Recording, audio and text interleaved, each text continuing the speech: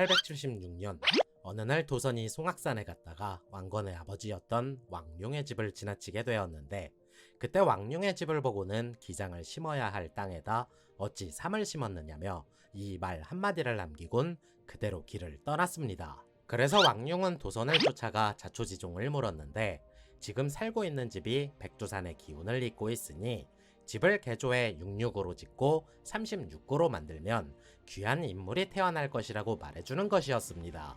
이듬해 왕룡은 도선의 예언대로 아들이 태어나자 그의 이름을 왕건이라 지어주었는데, 왕건은 자라서 혼란스러웠던 후삼국 시대를 통일하고 고려를 건국한 태조 왕건이 됩니다. 887년 신라의 50대 국왕이었던 정광왕이 재위 12년 만에 병을 얻어 쓰러지자 병이 위독하여 일어설 수 없음을 직감하곤 그의 여동생 김만을 불러 다음 왕위를 이을 것을 명하게 되니, 그녀가 바로 통일신라 마지막 여왕이었던 진성 여왕이었습니다. 이는 신라의 신분제도였던 골품제로 인해 왕자가 없다면 왕서 또는 공주가 계승하는 것이 가능했던 것을 의미하나, 다른 표현으로는 성골과 진골 출신이 아니면 왕을 하지 못했다는 것을 의미하기도 했습니다. 아무튼 진성여왕은 즉위 후 각 지방에 1년치 조세를 면제해주고 황룡사에 백좌 강경을 설치해 민심을 다스리기 시작했는데, 문제는 이듬해 진성여왕의 숙부이자 남편이었던 위홍이 죽으면서 신라의 기강은 무너져 내리기 시작했습니다. 여담으로 삼국유사의 기록에 따르면 진성여왕의 유모였던 부호 부인의 남편은 위홍이었고, 이 둘 때문에 진성여왕이 정사를 펼치지 못했다고 기록되어 있으나, 삼국사기의 기록에는 경문왕의 동생이자 진성여왕의 삼촌이었던 위홍과 불륜을 저질렀다라고 기록되어 있습니다. 하지만 진성여왕이 불륜을 저질렀다고는 하나, 골품제의 특성상 근친혼을 워낙 당연시하는 풍토였기 때문에 당시의 도덕적 기준에는 문제가 없었던 상황이었으나, 정작 중요한 문제는 위홍이 죽고 난 이후부터였습니다. 진성여왕은 위홍이 죽자 해성대왕으로 봉해 그를 기리면서 어린 꽃미남들을 뽑아 곁에 두고는 집단 성행위를 통해 자신의 외로움을 달래기 시작했는데, 이후에는 정사를 돌보지 않고 국고를 탕진하기 바쁘니 신라도 점점 망테크를 타게 됩니다. 889년 나라의 국가는 텅텅 비어가는데 진성여왕의 사치와 향락은 끊이질 않으니 재정적으로 이를 충당하기 어려웠는데, 그때마다 지방 관리들을 닥달하여 백성들로부터 무리하게 세금을 충당하려 들자 결국 참아왔던 불만이 폭발하게 됩니다. 사벌주, 즉 지금의 경상북도 상주시에서 당시 농민이었던 원종과 애노가 사벌주 지방의 농민들을 선동해 반란을 일으키게 되고, 이 소식을 들은 신라 조정은 발칵 뒤집어져 사태를 해결할 방안을 궁리하게 됩니다. 결국 장군 영기를 사령관으로 임명하여 사벌주로 파견하였으나, 반란군의 기세가 만만치 않았음을 느낀 영기는 쉽사리 덤벼들지 못했는데, 때마침 사벌주 지역의 촌주였던 우연이 나서서 반란군에 대항했지만 이내 전사하고 말았습니다. 이에 화가 난 진성여왕이 반란을 진압하지 못한 것에 책임을 물어 영기를 소환하여 처벌함과 동시에 재차 군대를 보내 결국 반란을 잠재울 수 있었고, 우연의 어린 아들에게 그 뒤를 잇게 하면서 민심을 위무하게 이릅니다. 그러나 원종과 애노의 반란으로 각 지방의 호족들은 신라의 영향력이 예전만큼 못하다는 것을 느낄 수 있었고, 저마다 다른 마음을 품으며 자신들이 다스리는 지역에서 일제히 봉기하게 되니 이게 바로 난세의 시작이었습니다. 891년 그 첫 번째 신호탄으로서 견훤의 아버지인 아자개가 사불성을 장악하고 장군을 칭하는 것을 시작으로 스님이었던 궁예가 속세로 나와 당시 중부지방에서 큰 세력을 갖고 있던 기원을 찾아가게 됩니다. 그러나 기원과의 다툼으로 그에게서 떨어져 나온 궁예는 양길에게 투신해 치악산을 중심으로 강릉 및 강원도 동쪽 지방을 정벌하기 시작했고, 892년에는 서남의 지역을 평정하러 출발했던 신라 비장 견훤이 무진주를 점령하며 훗날 왕을 자칭하게 됩니다.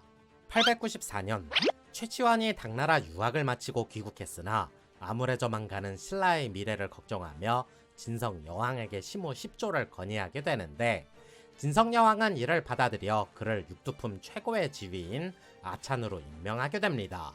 당시 시무 10조의 내용은 현재 전해지지 않고 있지만, 최치환은 당나라에서 유학한 유교적 이념을 신라에 도입하기를 원했고, 때문에 골품제를 폐지하고 육두품 중심의 강력한 왕권을 통해 신라의 지배 질서를 확립하고자 했습니다. 하지만 천년간 이어져온 골품제를 없앤다는 것은 진골 귀족들의 권력을 빼앗는 것이나 마찬가지였기 때문에 최치원이 주장한 시무십조는 결국 진골 귀족들의 반대로 시행되지 못했습니다.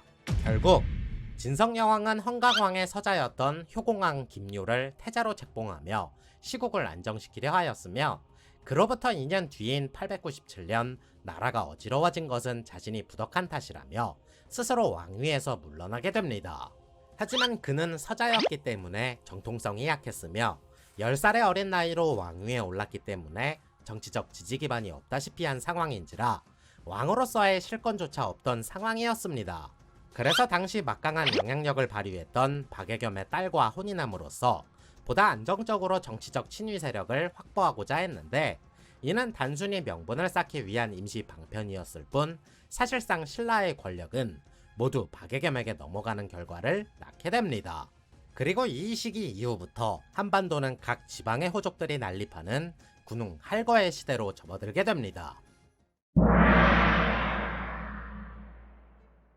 집 위로 하얀 빛이 뿜어져 나오며 불길한 징조를 보이는 데다 태어날 때부터 치아가 자라는 모습을 본 부모는 더 이상 아이를 키울 자신이 없었고, 높은 곳에서 던져 죽이려는 것을 그의 유모가 가까스로 받아 목숨을 부지할 수 있었습니다. 하지만 받는 과정 중에 유모가 실수로 아이의 눈을 찌르게 되면서 한쪽 눈을 실명하게 되었는데, 이처럼 기구한 운명을 타고난 사내 아이는 어느 날 유모로부터 출생의 비밀을 듣고는 강원도 영월군에 있는 세달사에 출가하게 되니 이가 바로 궁예였습니다. 세달사에 들어가 스스로 법명을 선종이라 지으면서 성인이 될 때까지 쭉 그곳에서만 생활하게 되었는데, 워낙 성격이 괴팍하고 유별났기 때문에 같이 지내던 승려들과의 사이는 그다지 원만하지 못했습니다.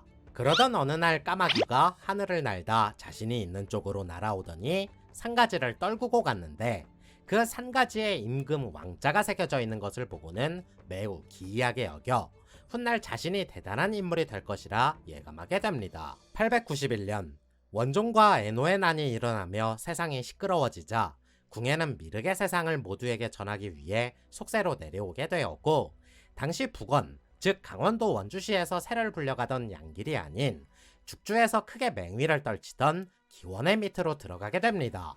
마찬가지로 기원도 원종과 애노의 난으로 지금의 경기도 안성시 죽산면 일대를 기반으로 세력을 확장해 나가고 있었는데, 중부지방의 여러 호족들 중 기원의 세력이 가장 강력한 모습을 보여주었기 때문에 궁예는 곧바로 기원에게 의탁했던 것이었습니다. 그러나 세력이 왕성했다고 알려진 기원의 휘하에는 여러 용장들이 있었으나 기원 스스로가 이들을 품고 가기에는 그릇이 매우 작았고, 무엇보다 기원은 주변의 여러 추적들과의 대립에서도 확실한 승기를 잡지 못하고 있었습니다. 때문에 미륵의 세상을 꿈꾸던 궁예는 이에 실망하며 다른 마음을 품게 되면서 마침 기원의 밑에 있던 청길, 신원, 원회 등 여러 장수들과 뜻이 맞아 새로운 주인을 찾아 나설 것을 모의하게 됩니다. 결국 이들은 기원의 진영에서 몰래 빠져나와 당시 북원에서 점점 세력을 불려나가던 양길에게 투항하게 되고, 양길은 이들을 환대하는 한편 천군 만마를 얻은 양길의 세력은 궁예가 합류한 뒤 폭발적으로 커지기 시작했습니다. 892년 양길은 궁예를 우대하며 군사 권한을 모두 위임, 이때 자신의 군사 중 일부인 약 500 정도를 떼어주어 동쪽 방면을 정벌하기 위해 원정군 사령관에 임명하게 됩니다. 이에 궁예는 치악산 근방에 있는 성남사에 자리를 잡고 영월, 봉화, 평창, 울진 등 10여 개의 군현을 점령하였고, 약 2년 만에 강원도가 궁예에 의해 평정되자 마지막으로 남은 것은 명주, 즉 강원도 강릉시의 터를 잡은 김순식이었습니다. 김순식은 강릉의 성주로서 강원도 속초에서 삼척까지 태백산맥을 기준으로 동쪽 일대를 모두 아우르는 중부지방 최고의 호족이었는데, 신라시대부터 대대손손 영동지방에서 권세를 누리던 호족이었기 때문에 궁예로서도 강릉 정벌은 쉽지 않은 도전이었습니다. 그러나 궁예가 대관령을 넘어 강릉에 도착하자 김순식은 전투 태세에 돌입하기보다는 스스로 성문을 열고 나와 궁예를 맞이하였으며, 궁예보다 더 막강한 군사력을 가졌음에도 궁예에게 항복하게 됩니다. 궁예도 마찬가지로 강릉을 접수하였음에도 김순식이 가지고 있던 재산과 영지는 손끝 하나 되지 않으면서 궁예의 인품에 감복한 김순식은 양길이 아닌 궁예에게 충성하며 그때부터 궁예에게 가장 강력한 정치적 지지 기반이 되어 주었습니다.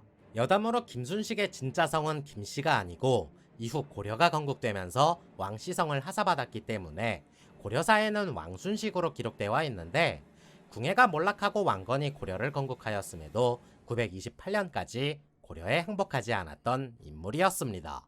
아무튼 궁예는 강릉에 입성함과 동시에 김순식의 지지를 바탕으로 양길에게 떨어져 나와 스스로를 대장군이라 칭하곤 독립을 하게 되는데 이때 궁예를 따라 나선 병력만 3,500명에 달했습니다.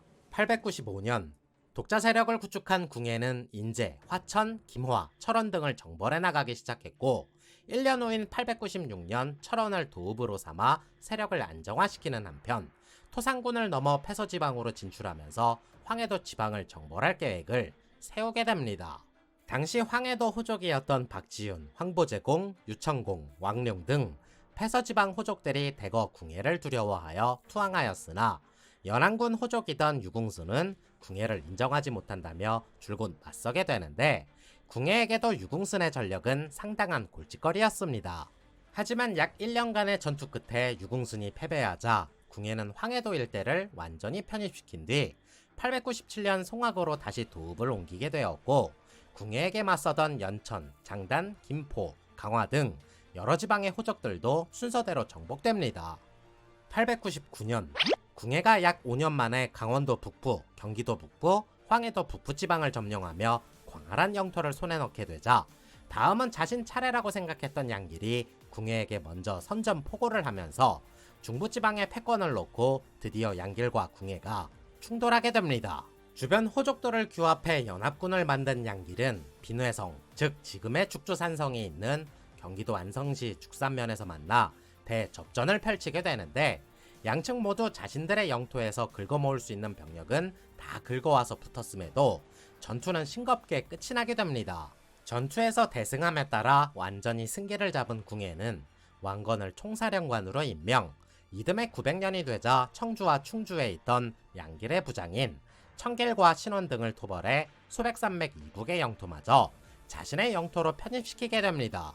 결국 청길과 신원 등은 궁예에게 패배하자 곧바로 투항하였고 양길이 지배하던 남한강 유역 일대를 모두 장악하게 되면서 궁예는 한반도에서 가장 절대적인 전력을 손에 넣을 수 있었습니다. 901년 중부지방의 패권을 장악한 궁예는 스스로 왕위에 올라 국호를 고려로 정하였으며 송악을 수도로 삼고 새로운 시대가 도래하였음을 선포하게 됩니다. 그리고 이 시기에 호남지방에서는 신라 비장이었던 견훤이 완산주, 즉 전라북도 전주시를 수도로 삼고 후백제를 건국, 스스로를 왕이라 칭하게 되면서 본격적으로 고려, 백제, 신라가 들어서는 후삼국 시대가 열리게 됩니다. 867년 사벌주 농부였던 아작에는 상원 부인과 남원 부인이라 불리는 두 명의 부인을 두었고 스라에는 오남 1녀를 두었는데 견훤은 6명의 자녀들 중 장남이었습니다. 견훤의 출생 설화는 여러 가지가 전해지고 있으며 대표적으로 호랑이가 나타나 젖을 물렸다는 이야기와 바늘에 꽂힌 지렁이의 이야기, 진해가 변해서 견훤이 되었다는 이야기 등 어려서부터 남다른 이야기를 가진 인물이기도 했습니다. 체격이 크고 용모가 비범했기 때문에 아버지인 아자개가 농부였다고는 하나 상주 지역에서는 그래도 입김이 좀 있었는지 견훤은 성인이 되면서 신라의 수도였던 서라벌로 넘어가 군인이 됩니다. 이후 출세가도를 달리며 서남 해안 치안 유지를 담당하는 변방 비장이 되었고 그가 비장으로 승진하던 시기는 진성 여왕이 즉위하면서 정치 기강이 해이해지던 시기였는데 이때는 나라의 곳간이 말라 백성들이 먹고 사는 데에 많은 애로가 있던 시기이기도 했습니다. 892년 원종과 애노의 난을 비롯해 신라의 통제력이 지방 곳곳으로 미치지 못하며 각지에서 호족들이 저마다 세력을 규합하여 봉기를 하게 되자 이때 견훤의 아버지였던 아자개도 상주에서 군사를 일으켜 사불성을 장악, 독자적인 세력을 구축하게 됩니다. 그리고 당시 서남의 일대를 평정한 견훤도 다른 마음을 품으며 자신의 밑에 있던 군사력을 바탕으로 거병을 하였으며 무진주, 즉 오늘날의 광주광역시로 진격하자 사람들은 견훤 밑으로 모여들게 됩니다. 그렇게 약 한 달 남짓한 시간 동안 견훤은 군사 5천을 모아 무진주를 공격해 그곳의 지방관으로 있던 도독 기밀을 몰아내고 전남 일대를 장악한 뒤 독자적인 세력을 구축하기 시작했습니다. 900년, 견훤은 전라남도를 평정한 후 무진주를 점령한 기세를 몰아 완산주, 즉 오늘날의 전라북도 전주시까지 북진하였는데 이때 완산주 백성들이 스스로 성문을 열고 견훤을 맞이하게 됩니다. 마침내 완산주까지 손에 넣은 견훤은 그곳을 수도로 삼고 자신의 의정왕의 유지를 이어받던 백제왕이라며 새로운 나라를 선포, 당시 양길과 중부지방의 패권을 놓고 승리한 궁예도 고려왕이라 칭하면서 이때부터 후삼국 시대가 본격적으로 개막되었습니다. 901년, 이듬해 견훤은 곧장 신라를 정복할 계획으로 군사를 일으키면서 신라로 들어가기 위해 가장 중요한 길목에 있었던 대하성을 공격하였으나 당시 대하성을 지키던 인물은 신라 화랑 출신이었던 김효종과 그의 형 김억렴이었습니다. 두 형제의 철벽 방어로 대하성을 함락시키지 못하고 후퇴할 수밖에 없었던 견훤은 곧바로 군사를 돌려 금성, 즉 지금의 전라남도 나주시로 향했는데 그곳에 위치한 마을들을 습격해 그곳을 세력권으로 편입시키게 됩니다. 당시 금성 일대가 비록 견훤의 입김이 작용하는 곳에 위치하긴 했어도 100% 견훤의 세력에 편입된 상황은 아니었는데 이때 마을들을 공격하며 약탈하자 실질적 지배는 백제의 영토였지만 이때부터 금성 사람들은 견훤을 싫어하게 됩니다.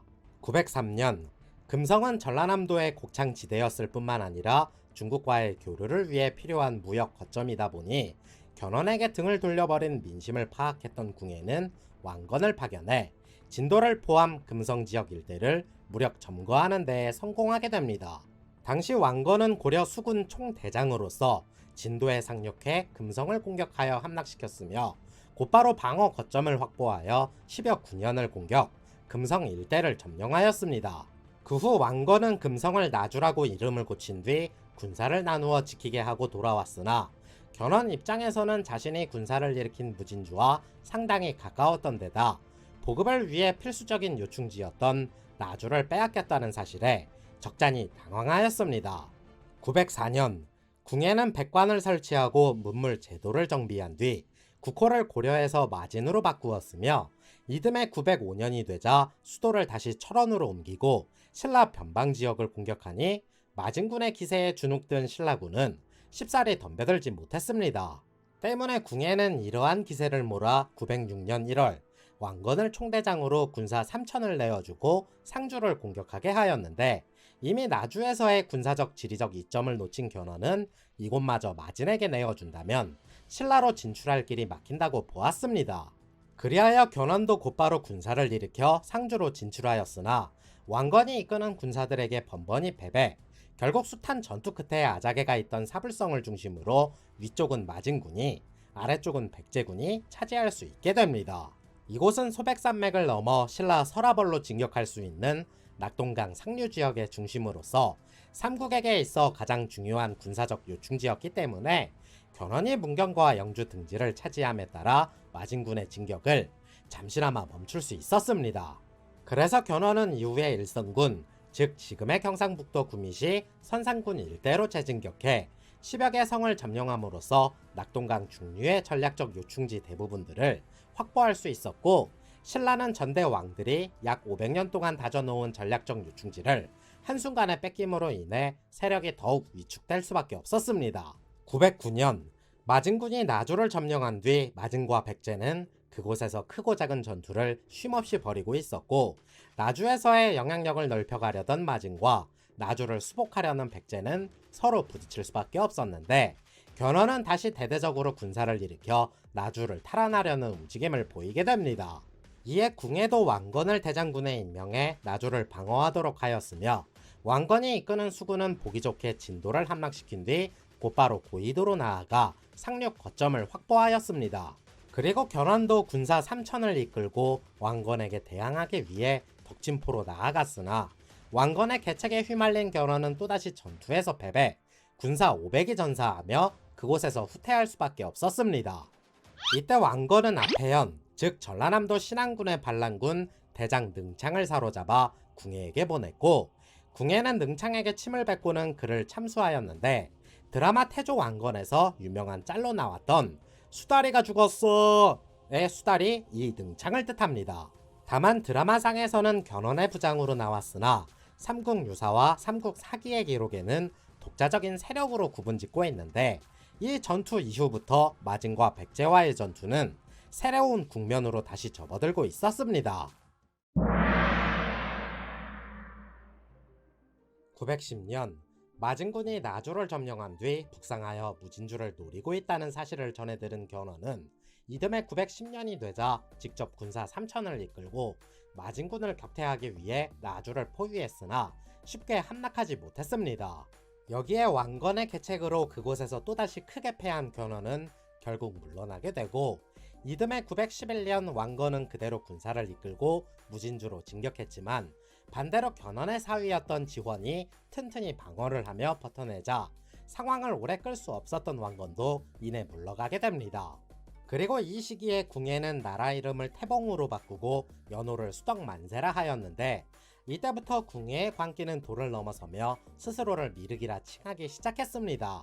912년 견훤이 나주를 재탈환하기 위해 군사를 이끌고 출정했다는 소식을 듣자 궁예도 몸소 군사를 이끌고 왕건과 함께 나주로 출정하게 되었고, 두 군대는 덕진포에서 서로 맞붙게 됩니다. 하지만 두 나라의 왕이 직접 전장에서 맞붙었음에도 견훤은 자신이 원하는 결과를 내지 못하며 패배, 궁예는 왕건을 그곳에 남겨두어 방어를 담당케 하다 이듬해 913년이 되자 왕건을 철원으로 불러들이게 됩니다. 913년 왕건이 나주에 없다는 보고를 받은 견훤은 재차 군사를 일으켜 나주를 기습 공격하기에 이르렀으나 결국 이 전투로 인해 나주 영토를 백제의 영토로 편입시킬 수 있었는데, 물론 이 소식을 들은 궁예는 크게 분노하게 됩니다. 그래서 왕건에게 이듬해 914년 군사를 내어주고 나주를 재탈환하라고 명하게 되면서 왕건은 전선 70척과 군사 2천을 이끌고 나주를 공격, 다시 그곳을 백제에게서 빼앗아 올 수 있었습니다. 이처럼 나주 공방전은 태봉에게 있어 주요 거점이자 백제의 뒤를 노릴 수 있는 중요한 군사적 요충지였는데, 다른 한편으로는 당나라와의 무역을 위한 중요 거점이었던 만큼 두 나라에게 굉장히 필수적인 곳이기도 했습니다.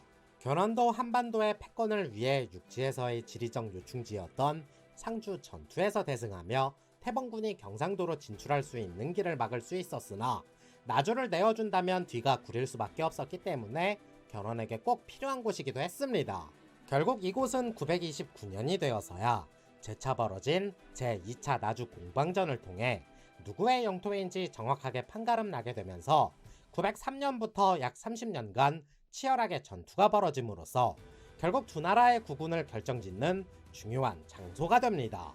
한편 진성여왕의 뒤를 이어 신라 52대 국왕이 된 효공왕은 추락한 왕권과 박예겸 가문에게 넘어간 실권을 되찾아오지 못해 그저 그런 허수아비 왕으로서 하루를 연명하다시피 살아가게 되는데, 결국 사치와 향락에 빠져 정사를 돌보지 않다가 912년 재위 15년 만에 승하하게 됩니다.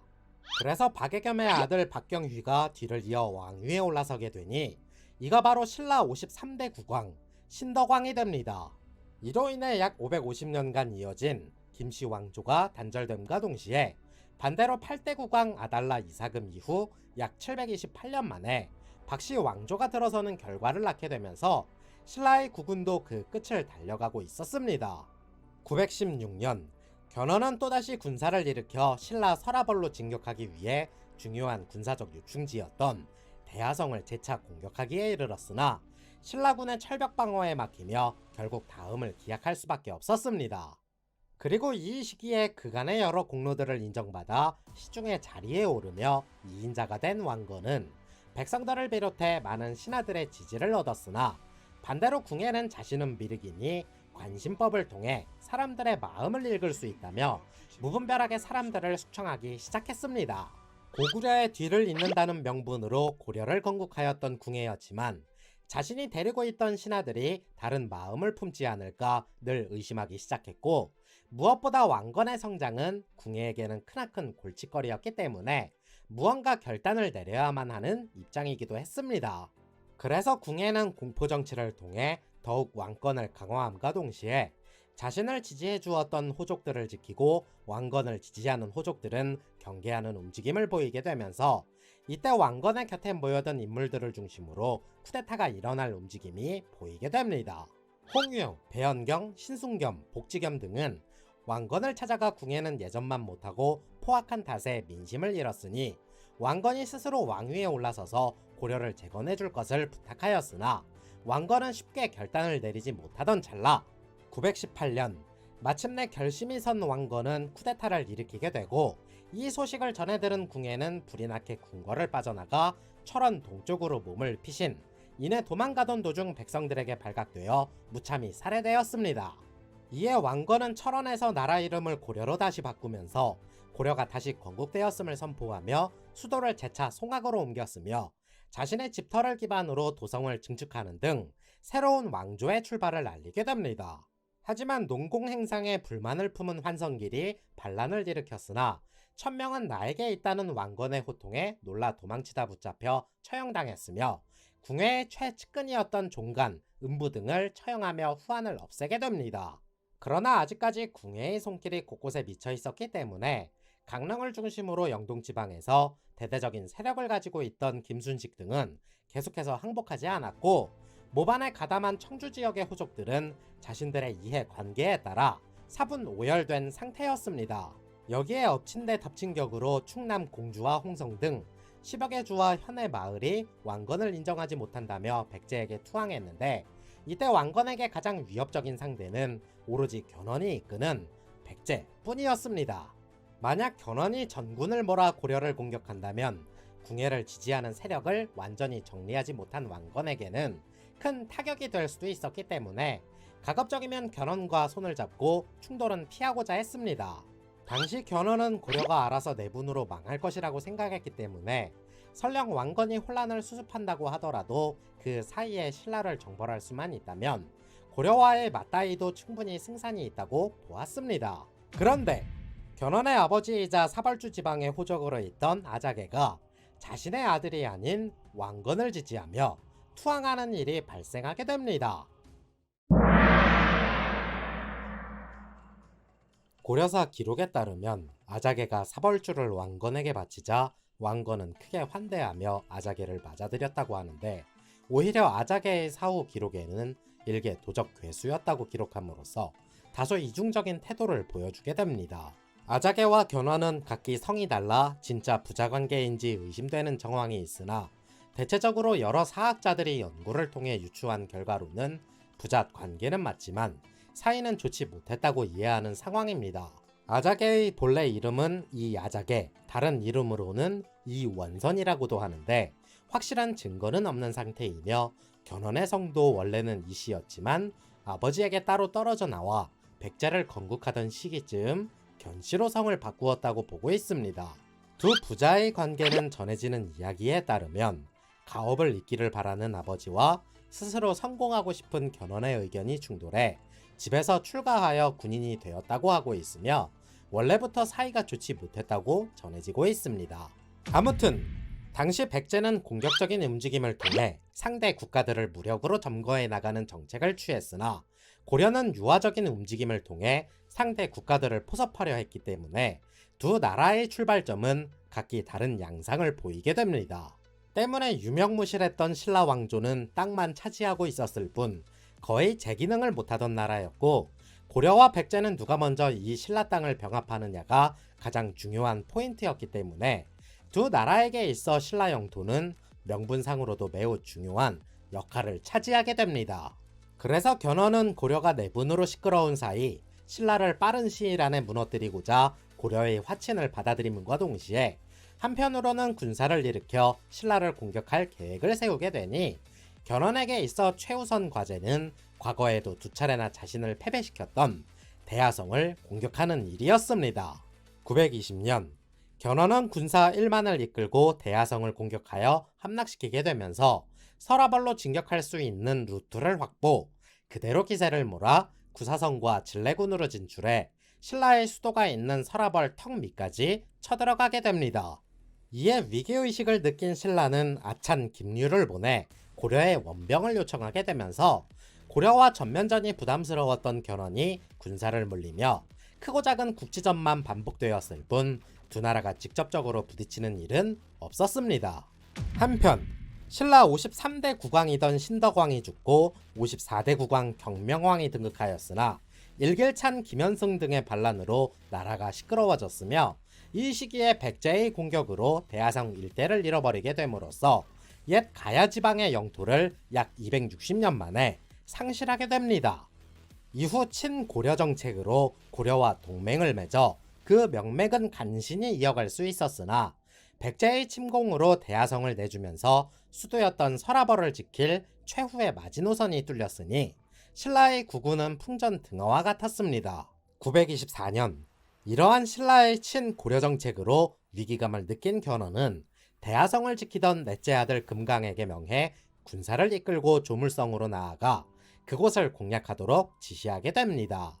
그래서 금강이 군사를 이끌고 지금의 경상북도 안동시와 상주시 사이에 있는 조물성을 공격하자 신라는 고려에게 구원병을 요청하게 되고 고려 장군 내선이 백제군과 맞서 싸웠으나 전사, 조물성의 함락도 시간 문제였습니다. 하지만 그곳을 지키던 백성들의 저항이 워낙 거셌고 고려도 대장을 잃었다고는 하나 성에 틀어박혀 결사항전을 하니 백제군은 결국 조물성을 함락하지 못하고 후퇴하게 됩니다. 이듬해 925년이 되면서 견훤이 직접 군사 3,000을 이끌고 재차 조물성을 공격하자 고려에서는 왕건이 직접 군사를 이끌고 내려와 대치, 이 전투는 쉽게 결판나지 않았습니다. 이에 화친을 맺고 잠시 군사를 물리기로 하면서 서로 인재를 교환해 불시에 전쟁이 일어나는 것을 막고자 했으니 이때 견훤은 자신의 조카인 진호를, 왕건도 자신의 사촌동생이었던 왕신을 인질로 보내면서 전투는 끝이 나게 됩니다. 926년 봄이 되자 건강이 악화된 진호가 병으로 급사하였는데 왕건은 진호의 시신을 수습해 견훤에게 보내주었지만 견훤은 진호가 살해당한 것이라 의심하곤 자신이 인질로 데리고 있던 왕신을 죽이고는 곧바로 군사를 일으키게 됩니다. 견훤은 곧바로 웅진으로 진군하여 운주와 웅주를 무너뜨렸으며 왕건은 왕신이 죽었다는 것에 격분해 신라군과 연합해 대대적으로 반격에 나서며 용주 일대를 빼앗게 됩니다. 그리고 여담으로 이 시기에 발해가 거란에게 멸망당하면서 태자 대광현이 약 10만에 달하는 유민들을 이끌고 고려에 망명하였고 이때부터 고려의 전투력이 백제를 점점 압도하기 시작했는데 고려사에는 934년으로 기록되어 있으나 최근의 연구에 따르면 망명 시기를 926년 발해 멸망 직후로 보고 있는 상황입니다. 927년 왕건이 기세를 몰아 진격함에 따라 양측의 군대는 웅진과 문경 근방에서 서로 맞붙게 되었으며 이때 고려장군 김락이 전장을 우회하여 진주에 상륙, 곧바로 대하성을 탈환하고 그곳을 지키고 있던 백제장군 추어조를 붙잡게 됩니다. 때문에 왕건도 진주까지 남하하면서 영토를 확장하게 되고 테러가 막힌 견훤은 사태를 극복하고자 한 가지 묘책을 내놓게 되는데 자신을 포위한 연합군을 상대하지 않고 곧바로 신라의 수도 서라벌로 진격하는 것이었습니다. 이에 따라 견훤은 군사를 돌려 문경을 급습한 뒤 영천을 거쳐 신령, 화산, 호당, 도동, 임포, 아화, 건천, 모량을 거쳐 서라벌을 기습함으로써 태평하게 술을 마시고 있던 경혜왕을 포석정에서 포박한 뒤 자결을 강요하게 됩니다. 그리고 자결한 경혜왕의 뒤를 이어 그의 사촌동생인 김부를 왕으로 옹립하니 이가 바로 신라의 마지막 국왕이 되는 경순왕이 됩니다. 결국 왕건은 시중 공환에게 명해 군사 1만을 이끌고 서라벌로 진격하게끔 하였는데 이미 견훤은 그곳을 쑥대밭으로 만든 뒤 물자를 약탈해 돌아가던 상황이었고 왕건은 철수하고 있던 백제군을 뒤쫓아 급습할 계획을 세우게 됩니다. 그래서 신순겸과 김락 등 여러 무장들과 함께 정예 5천을 이끌고 견훤보다 먼저 달려가 공산에 매복하여 그곳에서 견훤을 붙잡아 전쟁을 끝내려 하였으나 견훤은 이 모든 일들을 간파하고 있었습니다. 927년 고려와 신라의 연합군이 견훤의 군대를 포위함에 따라 퇴로가 끊긴 견훤은 곧장 신라의 수도 서라벌로 진격하게 되고, 포석정에서 음주 가무를 즐기고 있던 경혜왕을 사로잡아 자결하게 만들었습니다.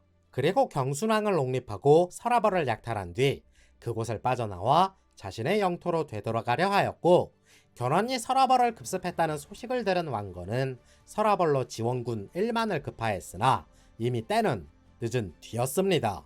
그래서 퇴각하는 견훤을 붙잡으려 신순겸, 김락 등과 함께 기병 5천을 이끌고 공산, 즉 오늘날의 대구광역시 팔공산 근방에 매복하였지만, 견훤은 왕건의 모든 계획을 사전에 눈치채고 있었습니다. 견훤은 선발대를 꾸려 미리 공산에 매복을 시켜두면서 왕건이 이끄는 기병 5천이 도착하면 일거에 포위하여 섬멸할 계획을 준비.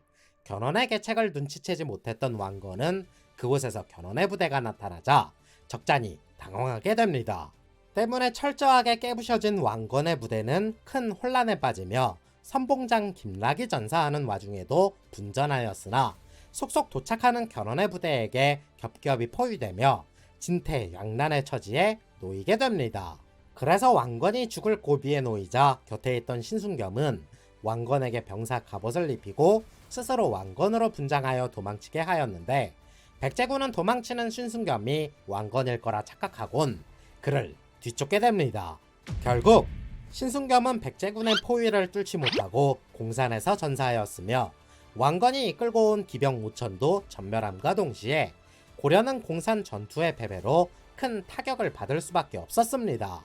928년 고려군이 대패하여 홀로 도망치듯 돌아온 왕건에게 크게 실망한 지방 호족들은 백제의 기세 앞에 무릎을 꿇게 되었고, 경상북도 군위군 북해면 일대에 위치한 오어곡성 장군 다수가 백제에게 투항하게 됩니다. 뿐만 아니라 김순식 등을 포함한 여러 마을이 앞다투어 봉기를 하거나 백제에게 투항했으며, 각지에서 호족들이 반란을 일으키는 등 고려의 앞날도 휘청거리는 듯 했지만, 반란은 다행스럽게도 신속히 진압될 수 있었습니다. 더불어 견훤은 경상북도 영풍군까지 진격해 백제의 영토로 편입시켰으며, 빼앗겼던 대하성을 재탈환. 이듬해 929년에는 의성, 풍산 등 소백산맥을 중심으로 경상북도의 여러 지역들을 빼앗게 됩니다. 그리고 나주로 재진격하면서 그곳을 고려로부터 완전히 되찾았으며, 백제의 기세에 눌린 고려는 제대로 반격할 수 없었을 뿐만 아니라 공산 전투 이후의 삼국의 판도는 완전히 백제에게 기울게 됩니다. 930년 크고 작은 전투에서 고려군을 압도했던 백제는 자신들의 속국으로 전락한 신라 왕조를 무너뜨리기 위해 먼저 경상북도 일대를 자신들의 세력권에 편입시키고자 하였습니다. 그래서 견훤은 그 첫 번째로 고창, 즉 오늘날의 경상북도 안동시를 공략할 계획을 세우면서, 견훤은 스스로 군사 3천을 이끌고 고창으로 야금야금 진격함과 동시에 그곳을 포위하기에 이릅니다. 왕건도 공산전투에서 크게 패해서 죽다 살아왔던 상황이었고, 국지전에서도 백제군에게 밀려 연전연패를 했었기 때문에 자신감이 크게 떨어져 있었는데, 파죽지세로 북상하는 백제군의 소식을 듣고는 크게 겁을 먹게 됩니다.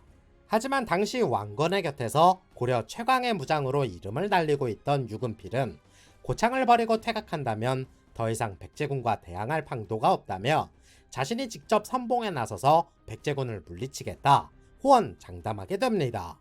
유금필의 말에 크게 느끼는 바가 있었던 왕건도 이에 호응하여 군사를 이끌고 고창으로 달려가니, 그곳에 주둔하고 있던 견훤의 군대는 그야말로 파죽지세였습니다.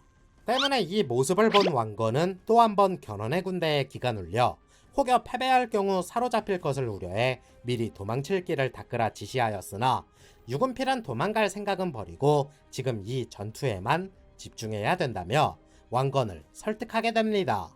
결국 고려와 백제는 사흘간 치열하게 전투를 벌임에 따라 유금필의 대활약과 안동 호족들의 지원 덕택에 백제군은 전투에서 속수무책으로 패배, 백제군 8,000명이 모두 전멸하며 결혼도 전투에서 완전히 패배하게 됩니다.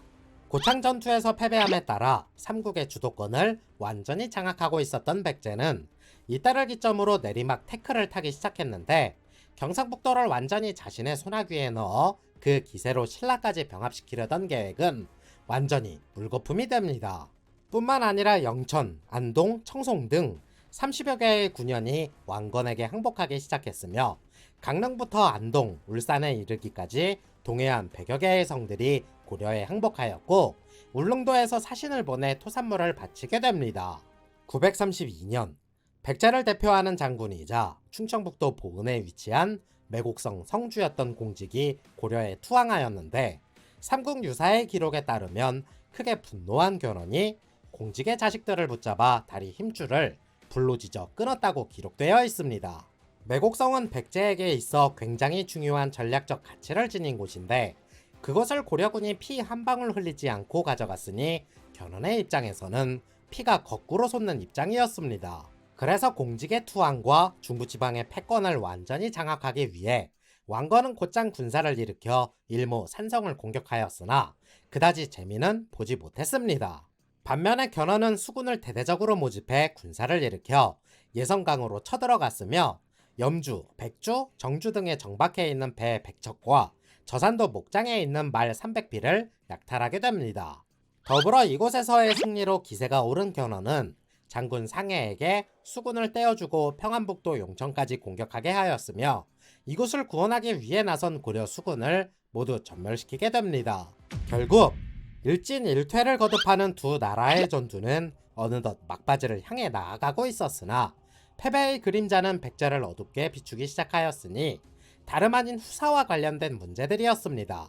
당시 견훤에게는 견신검, 견양검, 견용검, 견금강 등 여러 아들들이 있었는데 견훤은 특히 넷째 아들 금강을 매우 총애하였기 때문에 60이 넘은 노령의 나이에 자신이 이룬 대업을 금강에게 물려주려 했습니다. 하지만 아버지가 늙어서 도망이 났다고 생각한 장남 신검은 한 가지 큰 결심을 하게 되는데 933년 견훤은 예성강 전투의 승리로 당분간 고려가 움직이지 못할 것이라 생각했기 때문에 장남인 신검에게 군사를 내어주고 서라벌을 공격하여 신라를 병합하고자 움직이기 시작했습니다.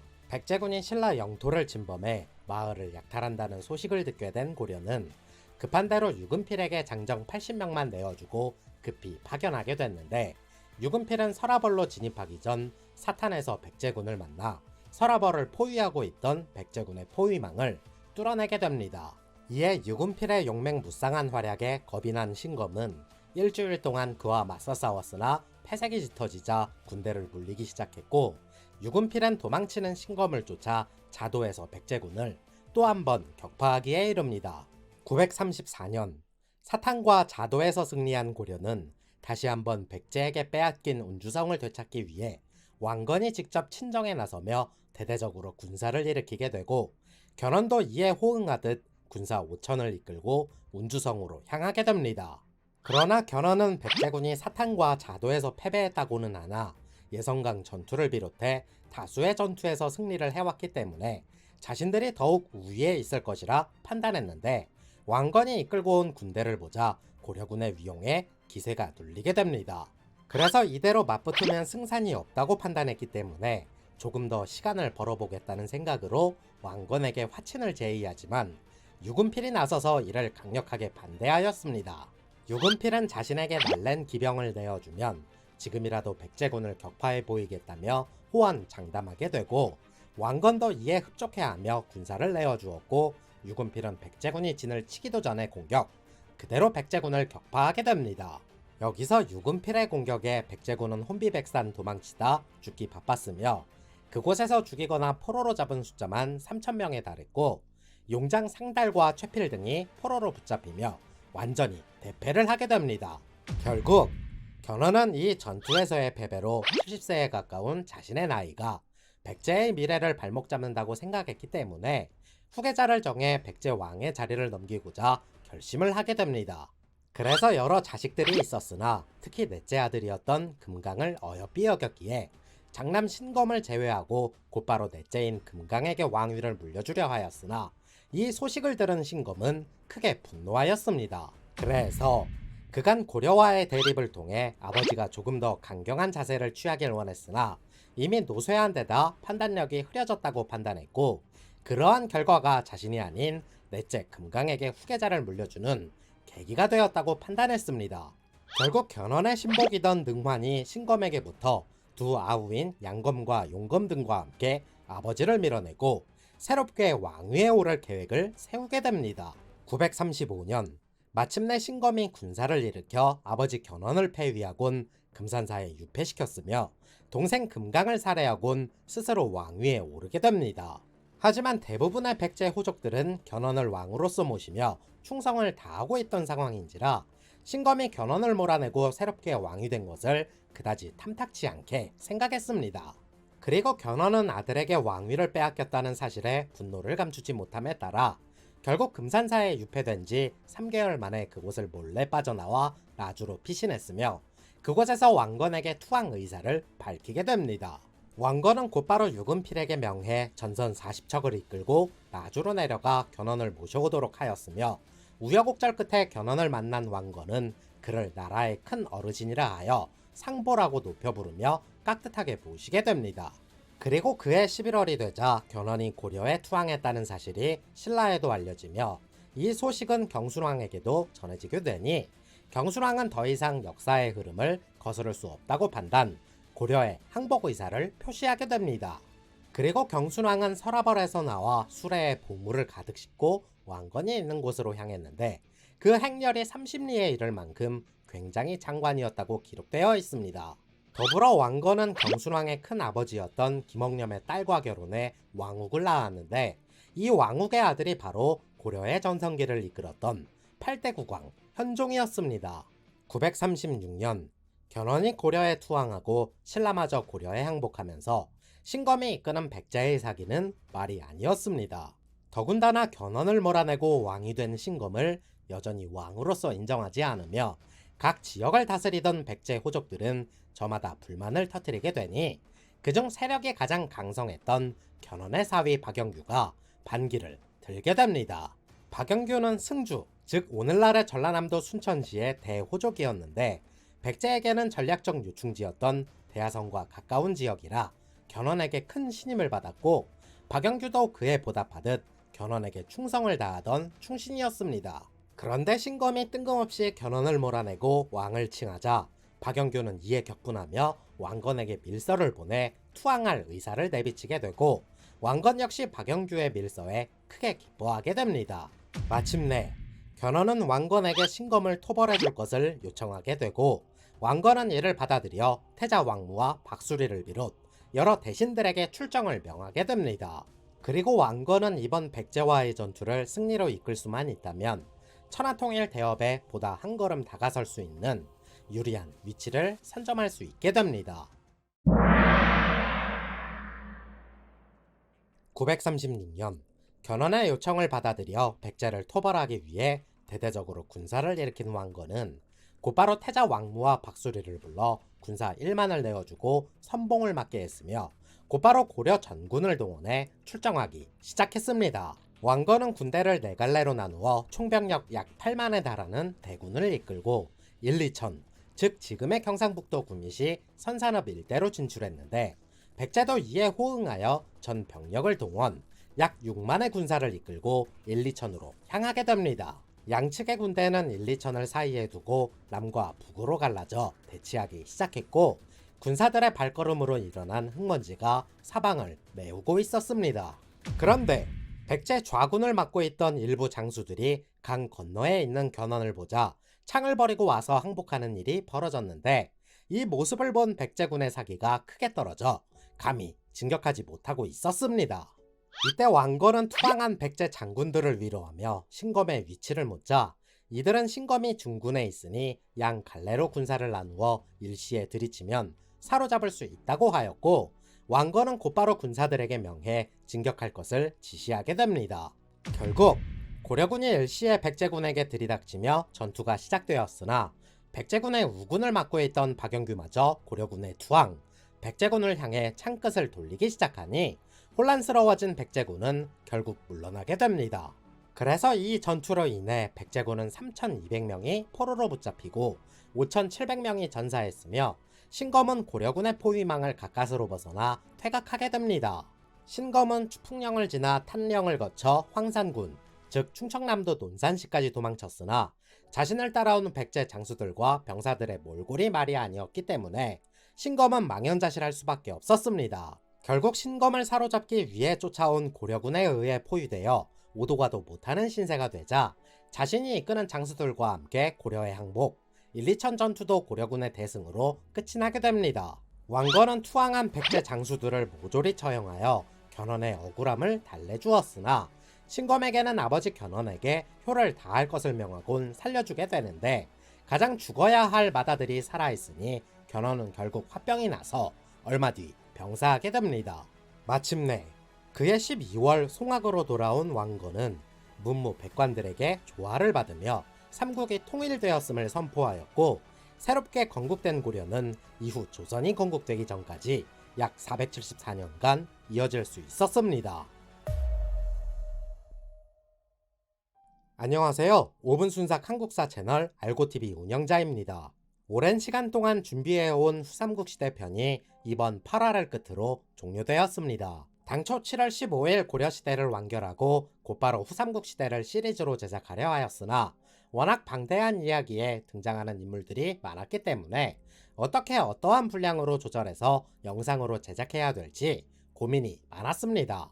기존에 제작되었던 조선시대나 고려시대는 국왕 순서에 따라 제작하면 되었기 때문에 기획 자체는 어렵지 않았는데 후삼국시대는 한 편의 소설처럼 통으로 제작을 해야만 했었기에 이제서야 업로드를 마칠 수 있었습니다. 일각에서 전문가분들께서 후삼국시대 인물 열전을 정리한 걸 본 적이 있는데 등장인물만 1000명에 다다를 정도로 정말 방대한 양이라는 것과 시간의 흐름 순서대로 이야기를 맞추어 나가야 했기 때문에 평소보다 조금 더 고민이 많았던 것 같습니다. 나름대로 추리고 추려서 최대한 간단하게 제작하려고 하였고 불필요한 내용들은 과감하게 제외하거나 압축해서 설명을 했기 때문에 더 디테일한 부분들은 다루지 않은 점 양해의 말씀 부탁드리겠습니다. 최근 들어 후삼국 시대는 발해의 존재로 인해 남북국 시대로 표현하는 것이 옳다는 추세로 바뀌어 가고 있고 통일신라 시대라는 표현도 점점 삭제되어 가는 상황입니다. 때문에 다음 시리즈로 시작이 될 영상은 발해 또는 신라 이야기를 다룰 예정이나 지금 시점부터는 남아있는 자료들이 거의 없다시피 한 시대라 어떻게 제작을 해야 할지 또 고민을 해봐야 할 것 같습니다. 그래서 맨 처음 고조선 시대로 가서 처음부터 시작할까 고민 중에도 있으니 아무쪼록 늦지 않게 영상으로 찾아뵙겠으며 많은 시청 부탁드리겠습니다. 감사합니다. 영상이 재밌었다면 좋아요와 구독 부탁드리겠습니다.